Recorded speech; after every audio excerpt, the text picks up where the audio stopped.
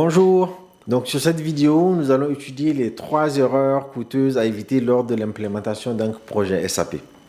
Donc l'implémentation d'un ERP tel qu'SAP représente une étape majeure dans la transformation digitale d'une entreprise.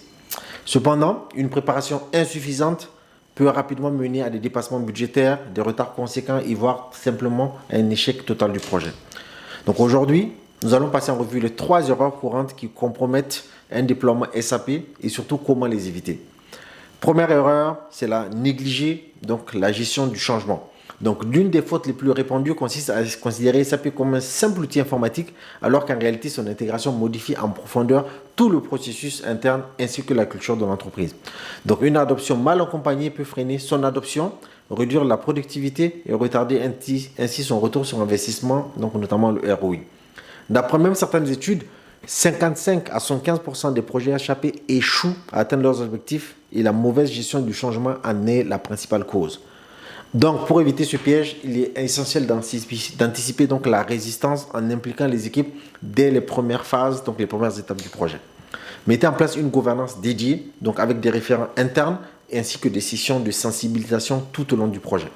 Insistez également sur le bénéfice concret de SAP pour chaque métier afin de faciliter l'adoption l'adhésion des collaborateurs. Donc, erreur numéro 2, donc sous-estimer la formation des utilisateurs. Donc, un système SAP ultra performant n'a que peu de valeur si les employés ne savent pas correctement l'exploiter. Beaucoup d'entreprises minimisent l'importance de la formation, ce qui conduit donc à une utilisation inefficace du logiciel, à de la frustration et à une perte de temps qui est juste considérable. Les statistiques montrent même que 65% des projets d'implémentation échouent à remplir leurs objectifs, entraînant ainsi des surcoûts et des retards. Alors pour éviter cela, il est crucial de mettre en place un programme de formation clair, structuré, adapté aux différents profils des utilisateurs.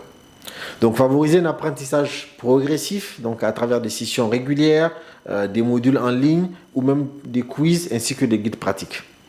Évaluer également l'efficacité de la formation donc via ces tests de compétences et ainsi qu'un accompagnement post-déploiement communément appelé donc l'hypercare. Troisième et dernière erreur, donc une définition des besoins insuffisante. Alors, une implémentation SAP réussie repose avant tout sur une vision claire des objectifs, de l'attendu et des besoins métiers. Donc une mauvaise définition en amont peut engendrer donc des ajustements qui vont être coûteux, des retards significatifs et dans certains cas extrêmement malheureusement l'abandon même du projet. Donc un exemple qui m'a frappé, c'était celui de Israel Chemical Limited qui avait lancé un vaste projet d'implémentation SAP avec un budget initial de 120 millions de dollars, lequel a finalement explosé les 500 millions de dollars. Donc face à cette explosion de coûts, donc le PDG a dû malheureusement démissionner.